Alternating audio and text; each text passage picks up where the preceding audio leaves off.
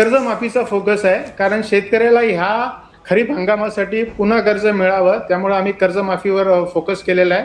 जय हरी मंडळी. पुण्यश्लोक अहिल्यादेवी होळकर कर्जमुक्ती योजना 2026 आता राबवणं चांगल्या प्रकारे चालू आहे. याद्यासुद्धा लागलेल्या आहेत. मात्र यामध्ये महत्त्वाचा प्रश्न आहे की काही शेतकरी असे आहेत की ज्यांचं 2017च्या यादीमध्ये नाव आलं नाही, 2019च्या आलं नाही आणि 2026च्या आलं नाही. आणि या शेतकऱ्यांनी 2018ला कर्ज घेतलं आहे, कोणी 2012ला घेतलं आहे, कोणी 2009चे आहेत, 2014चे आहेत, असे कोणत्याही वर्षीचे आहेत. मग या शेतकऱ्यांना या कर्जमाफीचा लाभ मिळणार का? मात्र यासाठी सहकार आयुक्तांनी नेमकं काय सांगितलंय हे सुद्धा मी तुम्हाला या व्हिडिओमध्ये दाखवणार आहे. आणि बरेच माझ्यासारखे सांगणारे काय सांगायलेत की या शेतकऱ्यांना सुद्धा OTSच्या माध्यमातून कर्जमाफी मिळणार आहे. मग आता ती कशी मिळणार आहे आणि कोणती OTS मिळणार आहे हे सगळं आपल्याला या व्हिडिओमध्ये बघायचं आहे.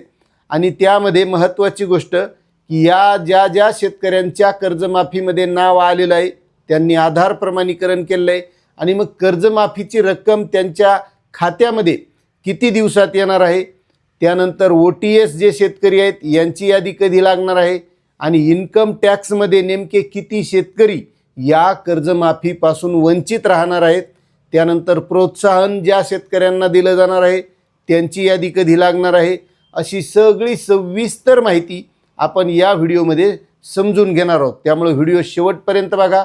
चॅनलवर नवीन असताल तर चॅनलला सबस्क्राईब करा. जास्तीत जास्त शेतकऱ्यांना ही माहिती शेअर करा, कारण बऱ्याच शेतकऱ्यांना गोंधळ झालेला आहे. कारण माझ्यासारखे सांगणारे काहीतरी वेगळीच माहिती देतात, ती शेतकऱ्याच्या लक्षात येत नाही आणि मग प्रत्येक शेतकऱ्याला वाटतं की मी सुद्धा यामध्ये पात्र होणार आहे, मग कधी यादी लागती आणि तो उत्सुक आहे. मात्र त्याच्या हे लक्षात येणं गरजेचं आहे की खरंच तो पात्र होणार आहे का, त्याला कर्जमाफीचा लाभ मिळणार आहे का, त्याला प्रोत्साहन मिळणार आहे का. आणि जे इतर शेतकरी आहेत की ज्यानं 2012ला घेतलं आहे, 2009ला घेतलं आहे, कोणी 2018ला घेतलं आहे, मात्र ते 17च्या कर्जमाफीत पात्र नाहीत, 2019च्या पात्र नाहीत आणि आता ह्या 2026च्या पात्र नाहीत. मग यांना सांगण्यात येते की तुम्ही OTSमध्ये बसणार. पण आता OTSची यादी आणखी लागलेली नाही. पण यामध्ये महत्त्वाचं एक सांगतो, हे शेतकरी या OTS योजनेमध्ये सुद्धा पात्र होणार नाहीत. कारण या OTSमध्ये सुद्धा ज्या शेतकऱ्यांनी 1/4/2019 ते 31/3/2025 पर्यंत कर्ज उचललेले आहे असेच शेतकरी या OTSमध्ये बसणार आहेत आणि त्यांचं 2 लाखाच्या वरचं कर्ज आहे असे शेतकरी. आता ज्या शेतकऱ्याचं समजा 2012चं कर्ज आहे किंवा 2014चं आहे तर ते OTSमध्ये बसतो, पण या OTSमध्ये नाही. मग त्याचं कर्ज 1 लाख असू का कोणाचं 50,000 असू का कोणाचं 1.5 लाख असू, तो सुद्धा OTSमध्ये बसतो, पण तो या कर्जमाफीच्या OTSमध्ये नाही बसत. तर त्यासाठी बँकेची एक वेगळी OTS आहे, वन टाईम सेटलमेंट ही अशी एक योजना प्रत्येक वेगवेगळ्या बँकेची असती का त्याच्यात बसतो. आणि त्याच्यात जसा या कर्जमाफीमध्ये 2 लाखाचा लाभ आहे तसा लाभ त्या OTSमध्ये मिळत नाही. त्या OTSमध्ये त्या बँकेनं ठरवायचं आहे. समजा एखाद्या शेतकऱ्याचं 1.5 लाख कर्ज आहे, पूर्ण टोटल 1.5 लाख झालेलं आहे आणि मग त्या बँके ठरविणार की या शेतकऱ्याला किती सूट द्यायची. तर ती बँक म्हणणार तुम्हाला 90,000 रुपये भरा, वरची 60,000 रुपये सूट, अशी ती OTS आहे. फक्त त्या OTSमध्ये ते पात्र होऊ शकतात आणि त्यांना ते बँकेत जाऊन त्या मॅनेजरशी बोलून ह्या सगळ्या गोष्टी करायच्यात. आता त्याच्यानंतर महत्त्वाचा दुसरा प्रश्न आहे, कर्जमाफीची रक्कम खात्यात किती दिवसात येणार. आता ज्या शेतकऱ्यांनी कर्जमाफीमध्ये आपलं यादीत नाव आलेलं आहे त्यांनी आधार प्रमाणीकरण केलं आणि आधार प्रमाणीकरण झाल्याच्या नंतर त्या शेतकऱ्याच्या खात्यामध्ये 5 दिवसामध्ये ही रक्कम वितरित केली जाणार आहे, असं मुख्य सचिव सहकार विभागाचे प्रवीण दराडे यांनी सांगितलेलं आहे. त्यामुळे ज्या शेतकऱ्यांनी आधार प्रमाणीकरण केलं त्यांच्या खात्यामध्ये 5 दिवसात ही रक्कम येणार आणि ही रक्कम आल्याच्या नंतर त्यांना पुन्हा पीक कर्ज घ्यायचं असेल तर त्यांना त्या बँकेच्या माध्यमातून पुन्हा पीक कर्ज मिळवण्याचा मार्ग मोकळा होणार आहे. आणि महत्त्वाचं म्हणजे जे काही इन्कम टॅक्स भरणारे शेतकरी आहेत, मग ते प्रोत्साहनमध्ये असो किंवा या कर्जमाफीमध्ये असो, असे जवळपास 94,083 शेतकरी हे या कर्जमाफीमध्ये अपात्र ठरलेले आहेत. जे इन्कम टॅक्स भरलेला आहे असे आणि ज्यांचा झिरो इन्कम टॅक्स असेल तर ते यामध्ये पात्र होणार आहेत. मग ते कर्जमाफीत असो, OTS मध्ये असो की प्रोत्साहनमध्ये असो. आता राहिला प्रश्न OTS ची यादी कधी लागणार, त्यानंतर प्रोत्साहन शेतकऱ्यांची यादी कधी लागणार.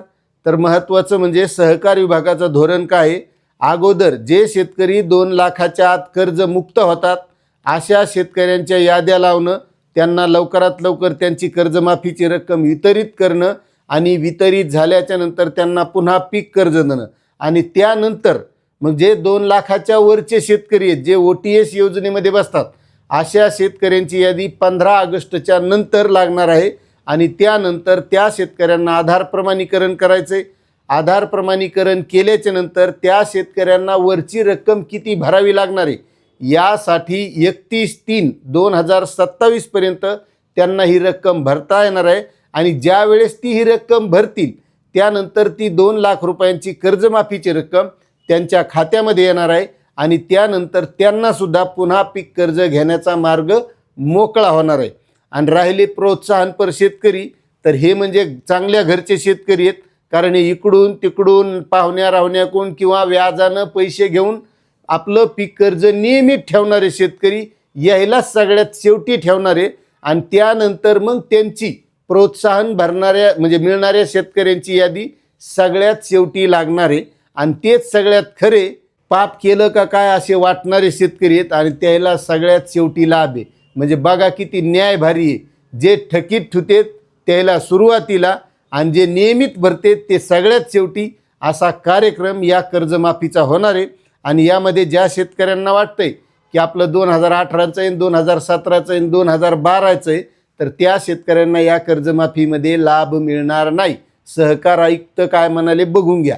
आता जो आमचा फोकस आहे तो कर्जमाफीचा फोकस आहे, कारण शेतकऱ्याला ह्या खरीप हंगामासाठी पुन्हा कर्ज मिळावं त्यामुळे आम्ही कर्जमाफीवर फोकस केलेला आहे.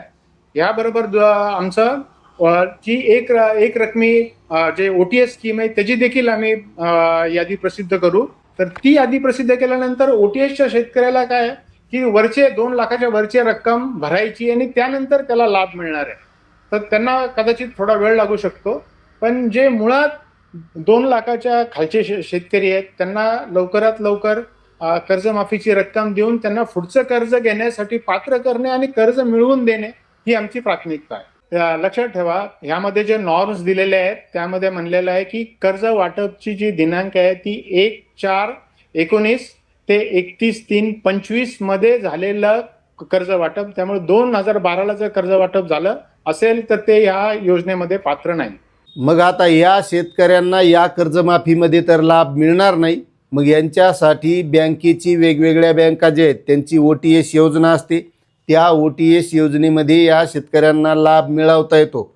मात्र त्या OTSची भानगड अशी की ही 1 टाईम सेटलमेंट केल्याच्या नंतर त्या शेतकऱ्याच्या खात्याला शेरा लागतो, समझोता खातं, आणि मग त्या शेतकऱ्यांना पुन्हा कर्ज मिळवण्याचा मार्ग बंद होतो. असा हा OTSचा प्रकार आहे. मग या शेतकऱ्यांना जर कर्जमुक्त व्हायचं असेल तर या OTSचा लाभ घ्यावा लागेल. ते शेतकरी या OTSमध्ये पात्र होणार नाहीत.